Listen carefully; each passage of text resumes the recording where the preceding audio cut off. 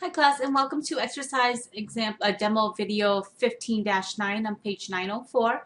And once again, this wasn't required, but I did create an amortization table for this problem as well so that we can actually look at the numbers where we're getting the numbers from. It's easier to create the table rather than to make the calculations so that we have everything right in front of us. So this is on page 904, exercise 15-9. And in the exercise 15-8, we did the same problem, but it was for the lessee. So this time we're going to do it for the lessor, which is the owner of the asset. So I'll read it and we'll go through it again together. On June 30th, 2013, Georgia Atlantic, Inc. leased a warehouse facility from IC Leasing Corporations.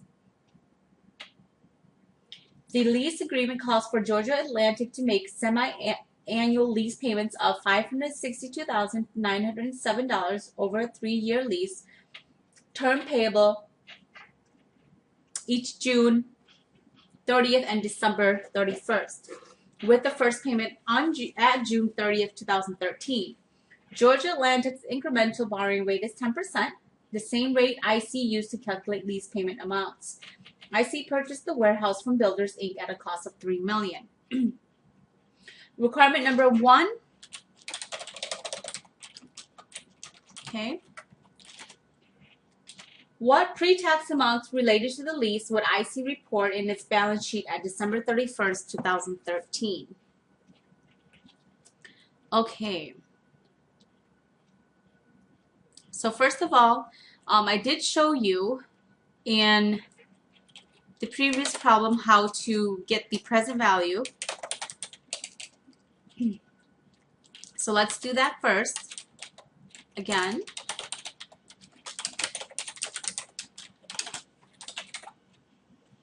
Okay. So here we're going to take, to find the present value.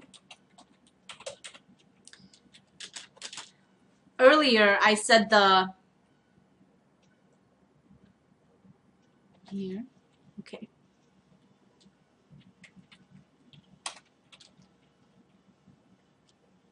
Okay, we're going to take the present value of an annuity due of $1,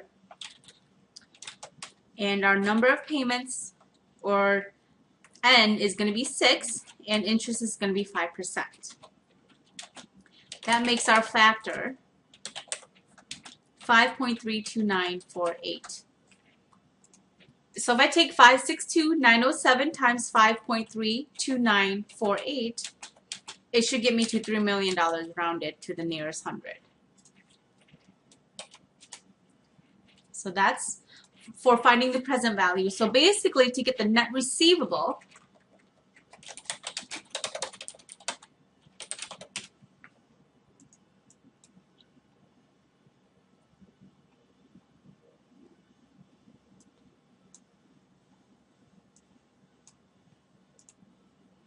and let's undo this.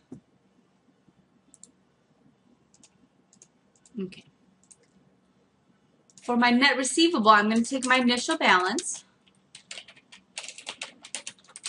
at June 30th, 2013 of $3 million.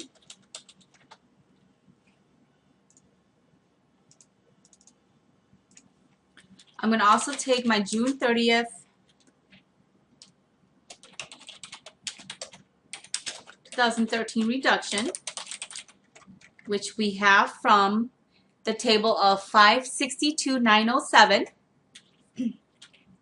We're also going to take the December 31st, 2013 reduction, which is going to be that 441,052 right here. Okay. So as of December 31st, 2013, our net receivable for this lease for the lessor is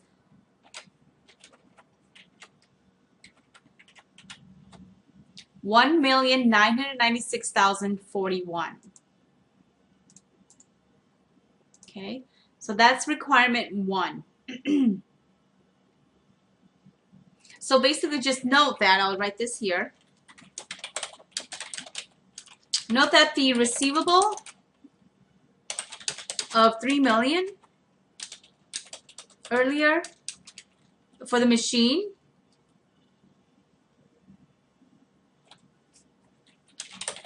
replaces,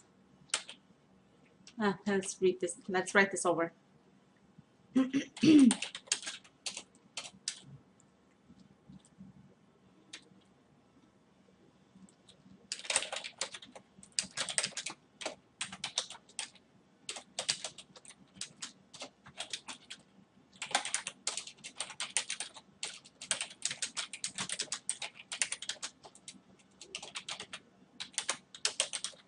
Okay. All right, that's requirement 1. Requirement 2. What pre-tax amounts related to the lease would IC report in its income statement for the year ended December 31st, 2013? Okay. So this is interest revenue for the year ended December 31st, 2013. I'm going to freeze my panes here so that when I scroll up we can see this. Okay.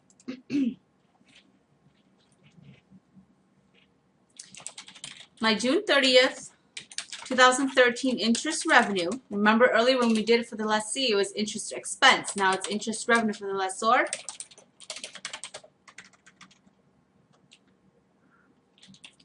Of $0 because the first payment does not have interest. December 31st, 2013 interest revenue would be the $121,855. Okay, so my interest expense, or excuse me, interest revenue for 2013 would just be that $121,855. Okay, so that's what we have.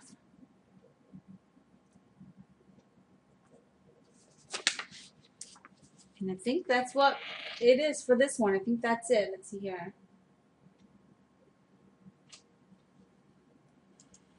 Yep, that's what we have. So that's this one. And this one is pretty short, so I'm going to start ahead and do problem 15-7 here too as well.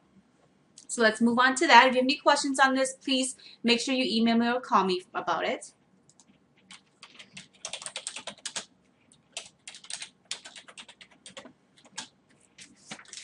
And problem 15-7 is on page 913.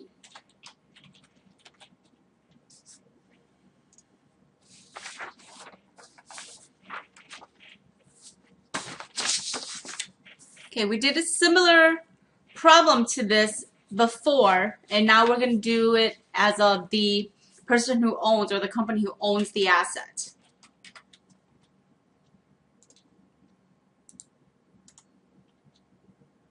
Let's do this here.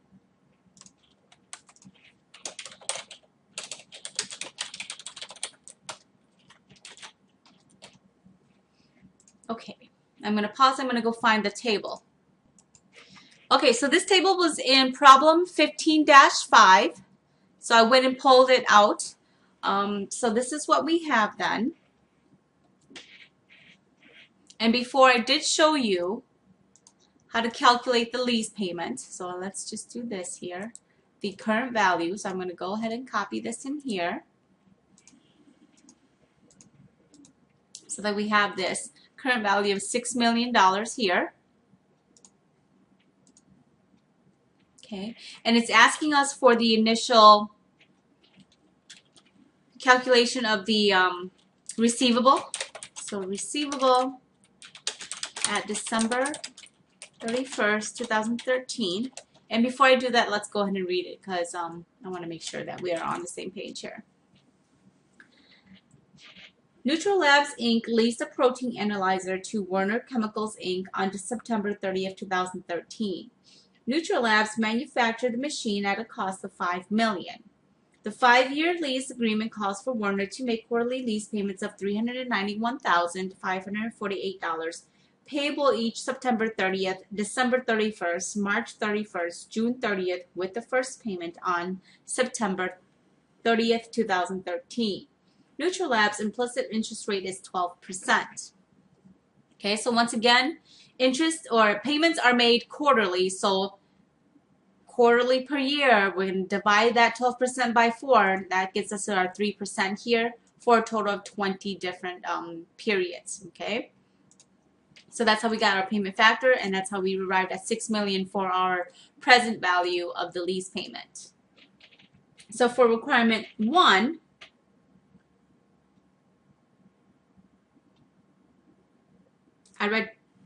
so requirement 1, determine the price at which Neutral Labs is selling the equipment, present value of the lease payments at September 30th, 2013 to the nearest 100. So that's what we did here. And what pre-tax amount related to the lease would Neutral Labs report the balance sheet at December 30th, 2013? Okay, so once again, for requirement 1, let's just do this as well. Let's see here. Let me just insert a line here.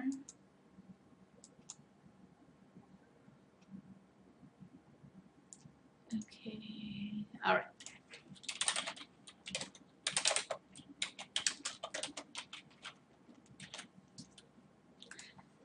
So let's calculate the receivable as of December 31st. Initial balance, September 30th, 2013, is $6 million. My September 30th, 2013 reduction from the table is at $391,548. Okay.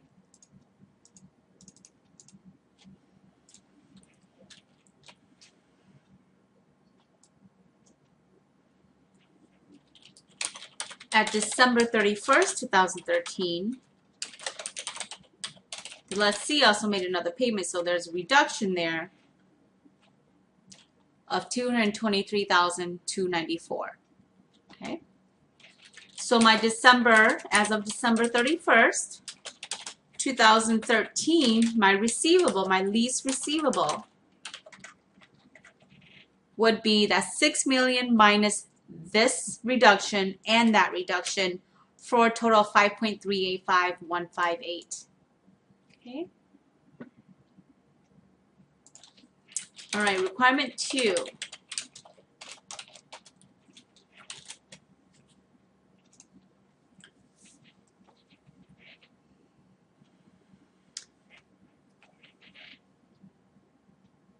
What pre-tax amounts related to the lease would Abbott report? Oh, man. Okay.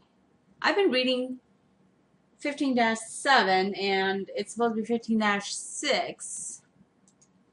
So I do apologize. 15-7 is the next one, so I do apologize for that, but everything is still, let me see here. It's still the same problem because 5, 6, and 7 all have they all have same information. It's different situations. So this is problem 15-6. Everything up here is still correct.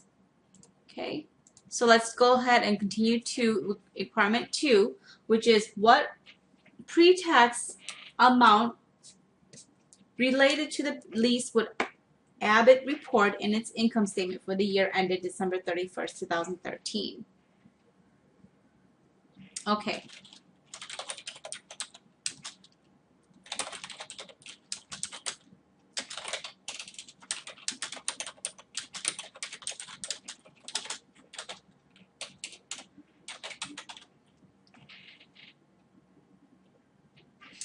All right. So basically for the income statement, we would be reporting interest revenue for this lease. So once again, we're going to list that September 30th initial interest here, interest revenue that we receive from the leasee of 0, okay, because remember that that first payment does not include interest. Then as of December 31st, 2013 interest revenue, it would be that $168,254.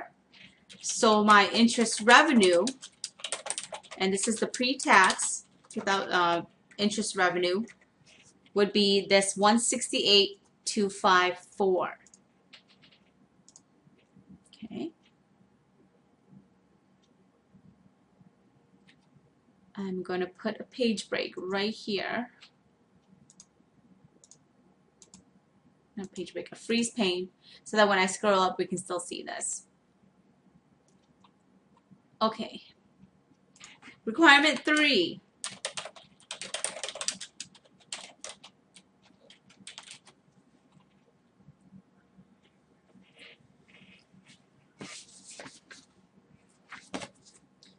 What pre-tax amounts related to the lease would Abbott report in the statement of cash flows for the year ended December 31st, 2013?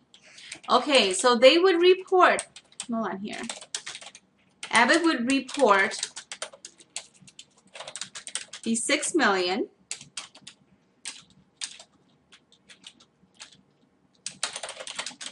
Direct financing lease of the protein analyzer as a significant non-cash investing activity.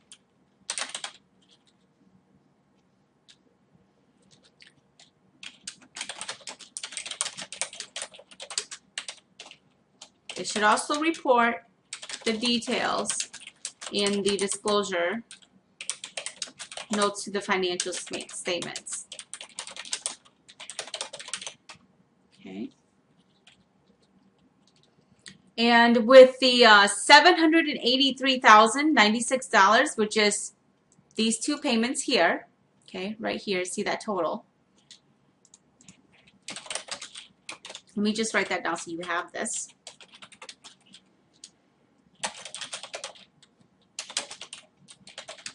They are divided into the interest portions and the principal portions. So the interest portion then is reported as a cash inflow from operating activities, and the principal portion is reported as the cash inflows from investing activities.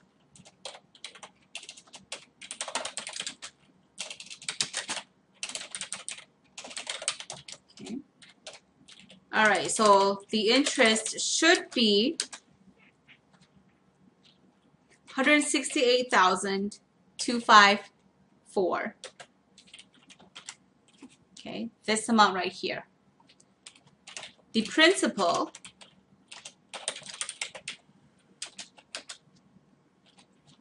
is $391,548 plus the $223,294. These two amounts right here. That's the decrease in the principal. Basically, the lessor would then report that as inflows from investing activities. Okay. Let's see here. And just a little note again, by the indirect method of reporting cash flows from operating activities, the $168,254 interest revenue that increased net income actually did increase cash. So, so no adjustment to net income is necessary in this case. Okay, so that's that one. If you have any questions, make sure to email me or call me. This will be the first video for Lessor accounting. I will have one more video on 2 more problems. And once you watch all these videos, you can attempt the graded homework. So see you in the next video.